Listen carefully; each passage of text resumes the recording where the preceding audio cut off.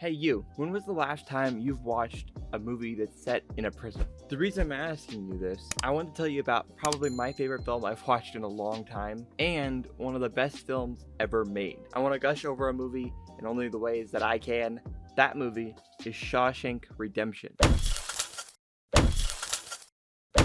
Hello there.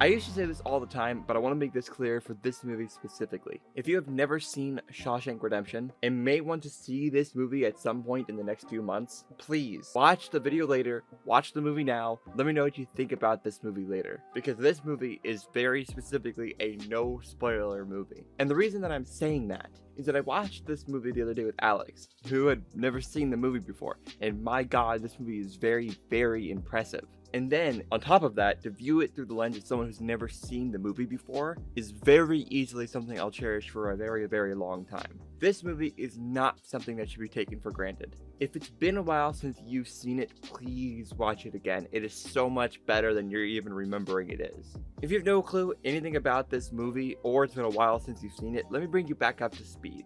There's this man named Andy Dufresne, who is accused of killing his wife, but you know he's actually innocent.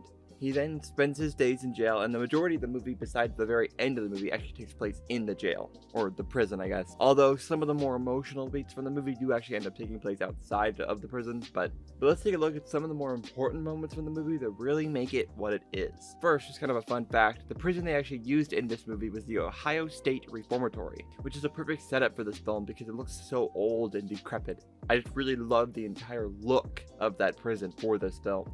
From the way the prison is shot to the way the cells look, is really just one of the best looks for a prison in film that I've ever seen. Besides probably Escape from Alcatraz, where they literally used Alcatraz. But first big scene is I love the entire scene with Andy kind of entering into the prison for the first time. It feels very haunting and very horrifying. He's arriving in on a bus, and the entire prison is outside waiting for his arrival. Like, not just his, but all of the group of prisoners that are coming for the first time. And they're like taunting them as they're like entering into the prison, and you just feel the anxiety of that moment. And it really makes you understand what he must have been feeling in that moment, especially considering he's gonna be in there for life. Also, the next thing that's really, really awesome to me about this whole film are the hints about, spoiler alert, how he tunnels his way out. The use of the fake man in the laundering scheme to get money on the outside, the poster, the Salvation Lies Within Bible that has the pickaxe on the inside of it, that actually accidentally almost gets taken by the warden, but because it's the Bible, he hands it back to Andy, which I think is just so intelligent, because I'd already seen the movie before, but I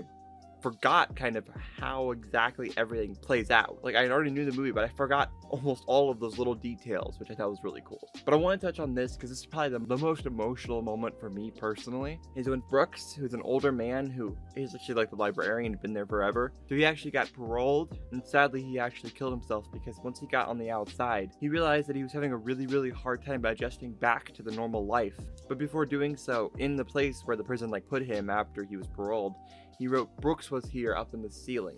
And then when Red got out, who's kind of the big part of this movie, got out too, he was put in the same halfway house that Brooks was in. And before he skipped town to go meet Andy in Mexico, he wrote next to Brooks's name in the wood. And that's just got me. It's just such a different feeling than other movies usually give you.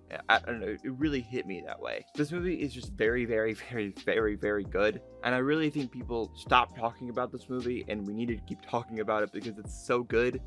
It's one of the best films probably ever made, at least in my opinion. And if you've never seen it before, please see it. Please see it. Even if you just got all your stuff spoiled for you, please see it. It is so much better than I'm even describing to you. Please watch it. It's like 2.5 hours long, but it feels like it's an hour. It really genuinely does. But that's it. Thank you all for watching. I really, really appreciate it. It means everything to me. You can follow us on Instagram. It's @MediaBiteCompany, and TikTok is @MediaBiteCo. Patreon for ad-free podcasts, and listen to the Media Podcast Network wherever you get your podcasts. Exploring Cinema, Slash It, and Diary of an Indie Filmmaker. Thank you, and I'll see you in the next one. Peace.